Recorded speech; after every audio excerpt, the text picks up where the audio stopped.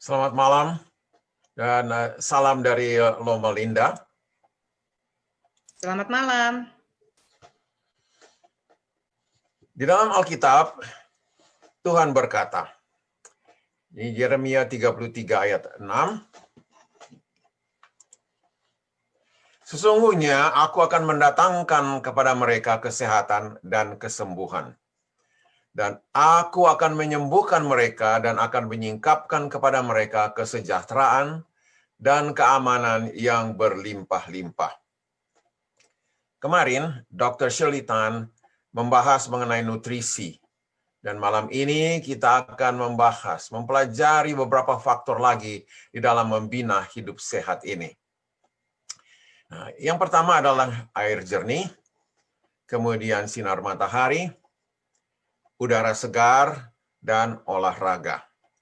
Semua ini sama pentingnya agar kita bisa hidup sehat dan bebas dari penyakit. Mengenai air jernih ini, 60-70% tubuh kita ini terdiri dari air. Ya, misalnya dari otak kita, ya sudah tentunya darah kita dan kelenjar-kelenjar kita, semuanya itu mengandung air yang kadarnya tinggi. Nah, setiap hari tubuh kita menggunakan 40.000 gelas air untuk mengantarkan makanan atau nutrisi ke sel-sel tubuh ini. Nutrisi ini adalah yang disebut makronutrisi, apakah itu adalah protein ataupun glukosa, karbohidrat, semua itu harus dibawa ke sel-sel tubuh ini dengan cairan. Nah, kebanyakan daripada cairan ini sudah tentunya digunakan sendiri, tetapi kebanyakan dan juga cairan ini dibuang dari tubuh kita melalui pernapasan dan juga melalui pembuangan air besar dan air kecil. Nah, tubuh jadi setiap harinya membutuhkan 8 gelas ataupun 2.500 cc air setiap hari. Dan jadi untuk itu bagaimana caranya kita untuk mengisi kembali air itu? Ya, kita jangan tunggu sampai haus, itu sudah terlambat. Ya, jadi sediakan air sekitar 2.000 sampai 250 cc itu kesampingkan dan airan pastikan supaya air itu dihabiskan pada akhir daripada hari itu. Jadi harus dihabiskan dan pada waktu minum ini pun usahakan supaya diminum sebelum makan ya 30 menit dan sesudah makan. Jadi jangan minum banyak air bersama-sama dengan makanan utama kita. Dan juga hindarilah minuman yang ada kafeinnya dan juga yang manis-manis. Sebab minuman yang seperti itu adalah membahayakan atau mengganggu kesehatan kita. Dan, jadi apa yang bisa kita lakukan? Ya, jadi untuk banyak manfaatnya kepada kita. Ya, kita pada waktu mandi misalnya, ya mandi itu kita gunakan waktu mandi itu seperti apa yang disebut mini hidroterapi, ya, terapi air yang kecil. Nah, gunakan itu mandi dengan air sehangat mungkin selama 4-5 menit. Dan kemudian sesudah itu bilaslah dengan air dingin. Ini akan menyegarkan tubuh kita. Ini bisa dilakukan pada pagi hari pada waktu kita bangun. Dan juga kalau pada malam hari ya kalau kita mandi dengan air hangat ya sebelum tidur ini akan membantu kita untuk mendapatkan tidur yang nyenyak. Mengenai sinar matahari ini menyediakan vitamin D. Vitamin D ini berguna di dalam tubuh kita ya karena tubuh kita ini akan membuat vitamin D-nya sendiri ya apabila kita ini di bawah sinar matahari. Dan vitamin D ini membantu penyerapan kalsium. Penyerapan kalsium inilah membuat kita supaya tulang-tulang kita ini kuat dan tidak mudah rapuh. Nah, dan juga ini vitamin sinar matahari menurunkan kadar kolesterol darah. Ya. Dengan turunnya kadar kolesterol darah ini juga mengurangi kemungkinan kita untuk mendapat penyakit jantung, ya, terutama mendapat serangan jantung. Nah, sinar matahari ini juga adalah sebagai alat pembersih. Ya, di sinar matahari juga ada bagiannya yang namanya ultraviolet. Ya, ultraviolet daripada sinar cahaya matahari ini yang membunuh bakteri-bakteri yang terutama yang ada di kulit kita.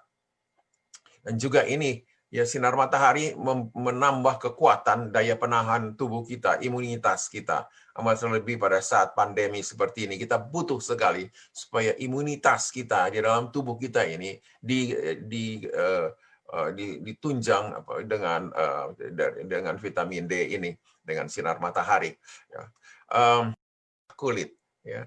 Kulit kita itu apabila kita mendapat sinar matahari yang cukup itu akan cerah ya, apakah kulit kita warnanya itu tidak peduli warna apa, tapi yang penting itu adalah cerah kan di dalam kulit. Oleh karena apa? Oleh karena pembuluh-pembuluh darah yang berada di bawah kulit itu berfungsi dengan baik, maka dengan demikian membuat sehingga kulit ini tampaknya akan lebih segar.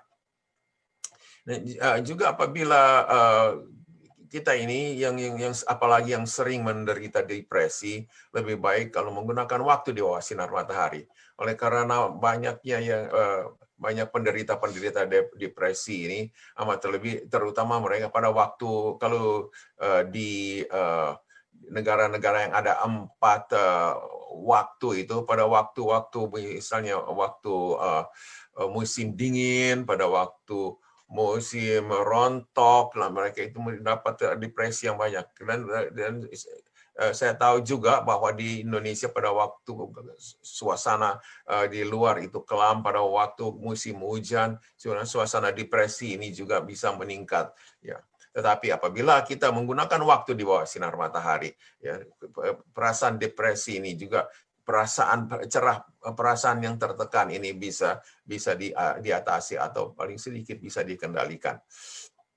Nah, inilah jadi sinar matahari juga memperkuat jantung dan peredaran darah sama seperti olahraga. Jadi kalau saja kita berolahraga di alam terbuka, maka kita akan mendapatkan manfaat 2 kali ganda, yaitu manfaat daripada olahraga itu sendiri, juga manfaat daripada sinar matahari itu.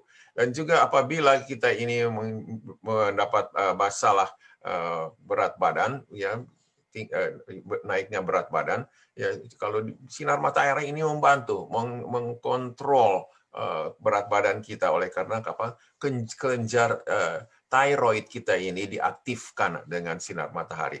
Jadi apa yang bisa kita lakukan? Ya, gunakan waktu lah.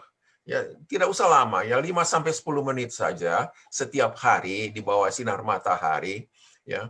Dan ingat waktunya itu hanyalah bagus sebelum jam 10 pagi atau sore sesudahnya jam 4. Ya, kalau pagi dengan demikian kita ini tidak terlalu banyak kena sinar ultraviolet yang langsung kepada kulit kita. Nah, banyak orang pikir kalau kita di bawah matahari, ada yang bilang kita ini bisa kena kanker kulit. Oh, itu kena kanker kulit itu hanya apabila mereka itu mempunyai kadar kolesterol atau kadar lemak yang tinggi. Tetapi dengan kebanyakan kita ini mengenai kanker kulit ini tidak usah terlalu dirisaukan, oleh karena itu jarang sekali. Kecuali kita ini banyak orang-orang yang suka berjemur di bawah matahari sampai sehari suntuk di bawah matahari. Itulah yang bisa. Tapi kalau kita gunakan waktunya saja, jangan terlalu banyak, 5-10 menit, maka kanker kulit ini tidak usah dikhawatirkan. Ya. Nah, sekarang mengenai udara yang segar. Ya, seorang itu bernapas sampai 17.000 setiap hari.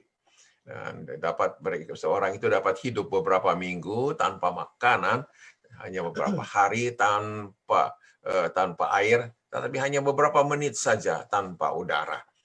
Jadi menghirup oksigen ini, ya, pada waktu kita bernapas, menghirup oksigen pada waktu kita mengeluarkan bernapas, mengeluarkan hawa daripada mulut dan hidung kita, ini kita membuang karbon dioksida. Yang hirup oksigen membuang karbon dioksida. Nah, jadi setiap sel tubuh ini membutuhkan oksigen supaya hidup. Ya, sampai sel-sel yang paling kecil, sel yang di dalam tubuh kita ini semuanya membutuhkan oksigen. Nah, jadi penyelidikan menemukan bahwa ya akhir-akhir ini amat terlebih. Ya, apabila seorang itu berjalan di taman yang banyak pohon-pohonnya, ini sangat bermanfaat ya. Saat pandemi seperti sekarang ini, apa yang mereka bilang forest bath, itu katanya mandi hutan di sini itu istilahnya. Tapi itu penting sekali sebab ya ini di bawah pohon-pohon ini, disitulah maka kadar oksigennya itu sangat banyak, dan apabila kita berada di sana dan juga pengaruh daripada suasananya itu sungguh sangat bisa membantu kesehatan kita. Jadi sarannya yang kita lakukan, kalau kita bernapas ya pada waktu ada sadar, kita bernapaslah yang dalam. Hiruplah udara itu dan bernapas yang dalam dan teratur ya. Apabila kita gunakan ini dapat menenangkan kita. Ya, misalnya kita ini sedang khawatir, sedang resah. Coba bernapas yang dalam dan teratur dan perhatikan, pusatkan pikiran kita kepada pernapasan. Ya, dan itu dapat menenangkan kita. Begitu juga malam-malam ya, apabila kita ini sebelum kita tidur atau pada waktu tidur ada gangguan tidur, ya coba bernapas yang dalam dan teratur dan pusatkan perhatian kita kepada pernapasan. Itu akan membantu juga kita agar supaya mendapat tidur yang nyenyak. Jadi setiap hari ya diusahakanlah ya, yang kalau ada pohon gunakanlah waktu beberapa menit saja agar supaya kita bisa menghirup udara yang segar. Dan apalagi kalau pada waktu berolahraga ya perhatikan supaya kita ini tarik napas lah pada yang dalam ya, dan dengan demikian kita ini bisa mendapatkan oksigen yang cukup di dalam tubuh kita. Jadi apa yang bisa kita lakukan, yang perlu kita lakukan kalau ya untuk mencegah untuk membantu supaya kita bernapas dengan baik, ya hindarilah pakaian sempit. Ya. Usahakanlah juga pada waktu ada di rumah, bukalah pintu dan jendela ya sedapat mungkin. Sudah tentunya keamanan perlu kita pikirkan juga. Bisa juga kita sediakan tanaman di dalam rumah kita. Ini juga ada memberikan bantuan penambahan oksigen kepada kita. Nah, mengenai olahraga, ya di dalam satu tulisan oleh seorang penulis Kristen, ya, dia katakan bahwa tidak ada olahraga yang dapat menggantikan jalan kaki. Ya, dengannya peredaran darah itu sangat ditingkatkan. Jadi untuk berolahraga tidak perlu berolahraga seperti untuk menyediakan diri kepada pertandingan Olimpiade. Ya, cukup berjalan kaki saja setiap hari. Ya, di buku tadi penulis tadi dalam buku Testimoni Sili 3 halaman 178 ini tahun 1871 ditulisnya. Ya. Dan sekarang ini para penyelidik, para peneliti itu mengkokohkan bahwa memang benar olahraga untuk setiap hari itu ya jalan kaki itu adalah yang terbaik ya. Dan sehingga dengan demikian apa manfaatnya, yaitu risiko penyakit jantung akan turun 50% apabila kita melakukan olahraga ini yang tetap setiap hari. Dan juga dengan demikian menurunkan kadar kolesterol dan juga tekanan darah tekanan darah akan turun ya, apa yang disebut hipertensi, dan juga ya pencegahan terhadap penyakit kanker, diabetes dan osteoporosis ya. Macam penyakit-penyakit ini bisa dicegah apabila kita berolahraga secara teratur. Jadi saran untuk mereka yang berpenyakit diabetes, terutama yang punya penyakit diabetes, ya lakukan jalan kaki ya. Berapa lama?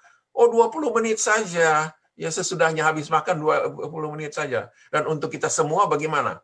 Ya berapa banyak ditanya, berapa lama dan berapa sudah. Oh, berjalan kaki tidak usah terlalu banyak. Jalan kaki aja setiap hari itu sekitar 30 sampai 45 menit dan 5 kali seminggu. Pokoknya totalnya setiap minggu itu harus 150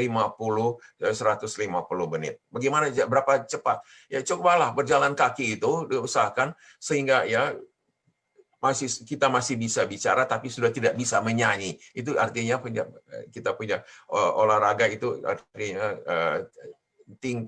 intensitasnya itu sudah cukup pada saat itu. Ya, dan 30 menit sehari, 5 kali seminggu.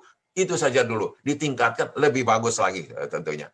Jadi jadi juga ini olahraga juga meningkatkan penyampaian oksigen kepada otot-otot kita dan juga membantu mengurangi kecemasan dan depresi dan juga meningkatkan energi. Ya, rasa ngantuk, rasa lemas-lemas itu akan hilang apabila kita berolahraga. Dan juga ini sudah beberapa tahun yang lalu ya seorang peneliti dari School of Health di Loma Linda ini katakan bahwa mereka yang berolahraga rentang usianya itu adalah lebih panjang daripada mereka yang tidak berolahraga. Jadi dengan demikian ini meningkatkan kualitas hidup daripada seseorang. Nah, sarannya yang bisa dilakukan yaitu gunakan ya berolahragalah secara tetap dan teratur. Ya, tadi sudah disebutkan jalan kaki 30 sampai 45 menit, 4 atau 5 kali seminggu. Jadi totalnya itu paling sedikit 150 menit setiap minggu. Dan juga kita perlu menggemari olahraga itu. Ini penting. Jangan kita keluar berlagak oleh karena saya harus lakukan. Ya, dulu pada waktu saya masih berkuliah di sekolah kedokteran, dibuat percobaan ya, ada sebagian mahasiswa yang mereka itu berolahraga ya di treadmill. Ya, di treadmill itu treadmill itu adalah di dalam ruangan yang mereka gunakan. Mereka menggunakan tenaga yang sama dan sebagian yang kelompok kedua itu mereka itu berolahraga di lapangan. Ternyata pada waktu di tes kolesterolnya, mereka yang berada di dalam ruangan kolesterolnya lebih tinggi daripada mereka yang ada di lapangan. Jadi gemarilah olahraga itu. Ya, itu penting sekali. Jadi kita pun harus sadari perlunya berolahraga setiap hari di mana saja. Kalau kita sadarilah.